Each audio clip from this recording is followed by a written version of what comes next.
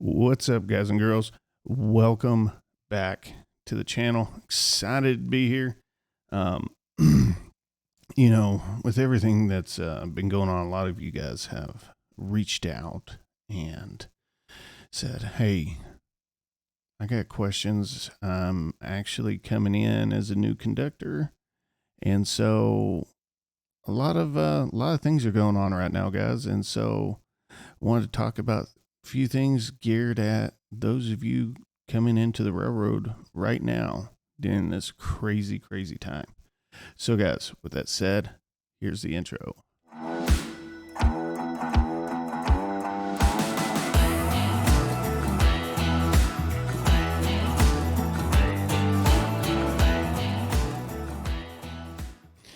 Guys, welcome back. If you haven't done so already, hit that like and subscribe button down below. It helps grow our channel and helps get us out there to everybody else. So now we got a lot of crazy things going on, and we have been kicking that horse non-stop. But we're not talking about that today. Why? Because, well, we've talked about it enough right now, I feel like. So anyways, guys, lots of new conductors are coming in. Lots of new conductors. I'm getting comments and emails every day from those of you that are taking the assessment, thinking about applying, just all kinds of crazy stuff going on. And it's confusing. It's very confusing for you guys. And unfortunately, some of you guys that are coming in here to the railroad, just by whatever carrier it is that you're getting on with, are getting into OJT, and you're like, hey, this isn't what I signed up for. And I just kind of wanted to cover a few things, because railroading's not your typical 9-to-5 job, even with all the things going on right now. It never has been, honestly, never will be. The nature of the business is to move goods and products across the country.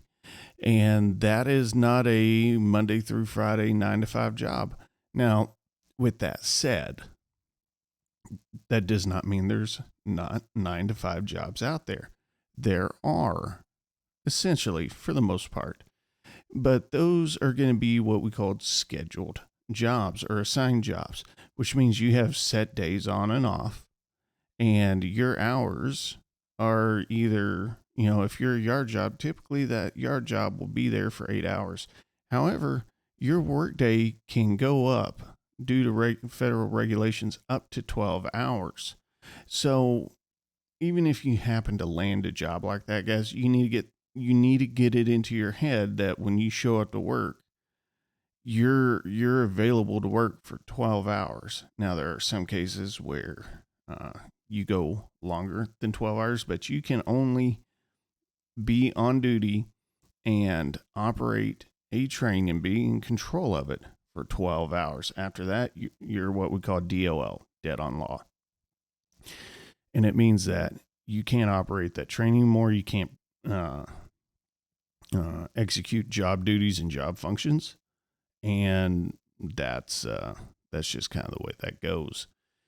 Now, the majority of you new guys will be on what's called an extra board. An extra board, and it's what I'm on right now. An extra board, plain and simple, is the on-call board for everybody else. Some places have extra boards that cover the yard, road jobs, assigned jobs. Some, like where I'm at, we have an extra board for the yard, and then we have an extra board for the road and locals and road switchers and everything else.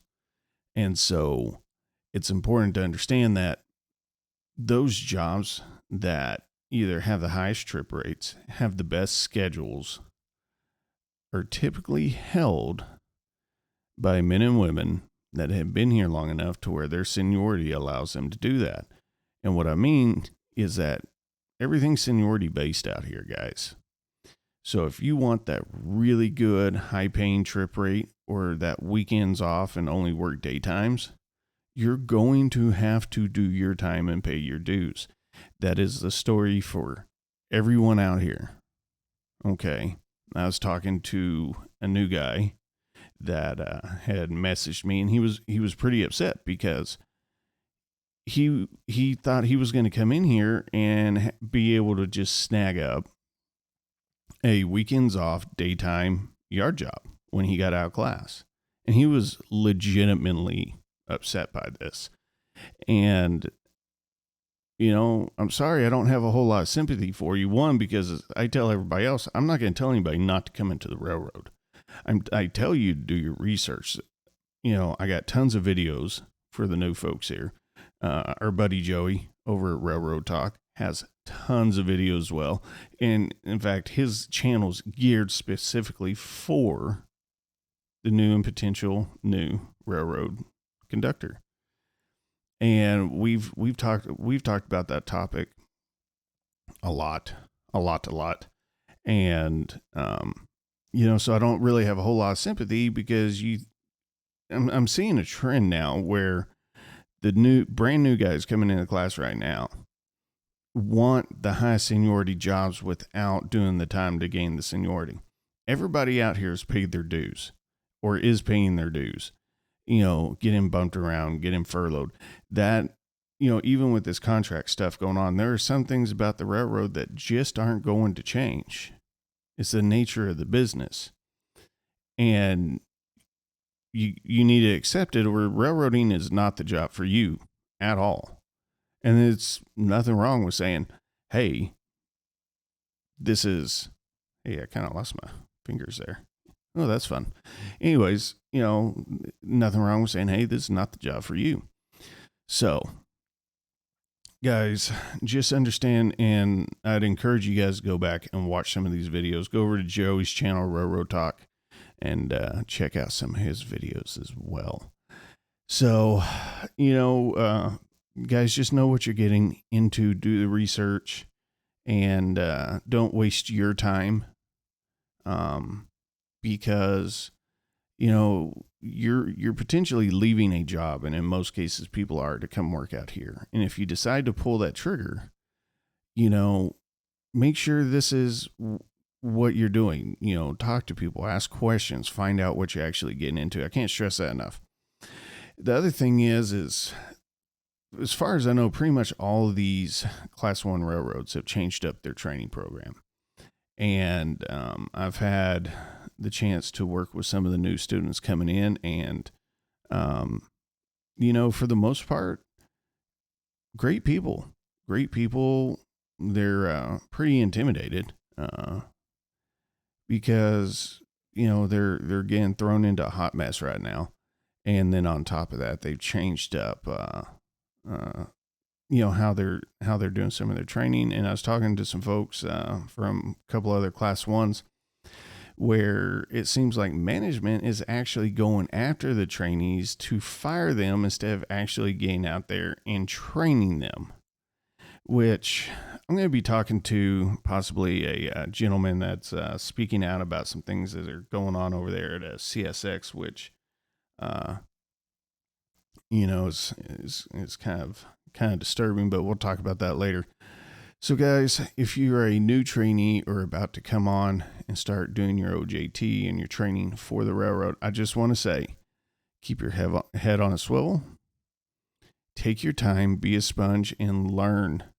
This is life and death shit out here. These things, these cars, these locomotives, these yards can kill you deader before you even know what happened.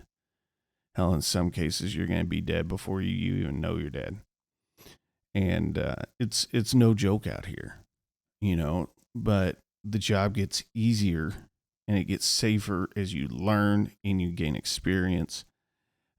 But still, at the end of the day, don't become complacent at any time, because this job will chew you up and spit you out real quick, and it's not pretty.